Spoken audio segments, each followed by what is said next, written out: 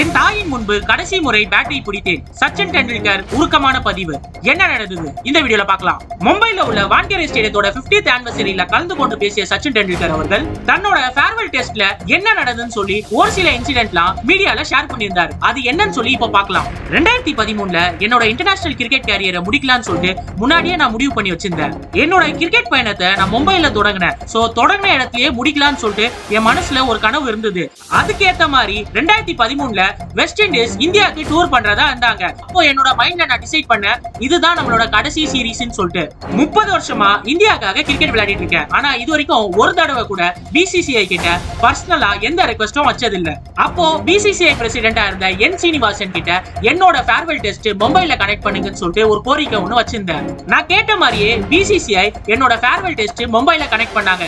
என்கிட்ட இருந்து ஒரு வார்த்தையும் கேட்கல எதுக்குன்னு சொல்லிட்டு. இந்த ஃபங்க்ஷன்ல நான் என்ன ரீசன் சொல்லியே ஆகணும். கிட்டத்தட்ட 24 வருஷமா இந்தியாவுக்காக கிரிக்கெட் ஆடுறேன். ஓவராலா பாத்தீங்கன்னா 30 வருஷம் கிட்ட ஆடி இருக்கேன். பட் இருந்தாலுமே ஒரு தடவை கூட எங்க அம்மா நான் கிரிக்கெட் ஆடினது நேர்ல பார்த்ததே இல்லைங்க. எங்க அம்மா வயசானவங்க, அவங்கனால ரொம்ப தூரம் டிராவல் பண்ண முடியாது. பல கோடி பேரோட பிளெஸிங்ஸ் வாங்கினேன்னா எங்க அம்மாவோட பிளெஸிங்ஸ் வாங்கணும்னு சொல்லி ஆசைப்பட்டேன். கிட்டத்தட்ட 24 வருஷமா அவங்க ஃபீல் பண்ணாங்க, என் பையன் ஒரு தடவை கூட வீட்டுல தங்குறது இல்லைன்னு சொல்லிட்டு, எப்ப பார்த்தாலும் பேட்டும் கையுமா தான் இருக்கான்னு சொல்லிட்டு. எங்க அம்மா கிரவுண்டுக்குள்ள உட்காந்து நான் பேட்டிங் ஆடுறது பார்க்கும்போது எல்லாருமே சச்சின் சச்சின் சொல்லி கத்துனாங்க. அப்போ எங்க அம்மாவுக்கு புரிஞ்சிருக்கும் நான் ஏன் வீட்டை விட்டு 24 வருஷமா பேட்டும் கையுமா இருந்தேன்னு சொல்லி. எங்க அம்மா நான் கிரிக்கெட் ஆடுறது பாக்குறது அதுதான் கடைசி முறையும் முதல் முறையும். இருந்தாலுமே அவங்களோட எமோஷன்ஸை கட்டுப்படுத்த முடியாம அழுதுட்டாங்க.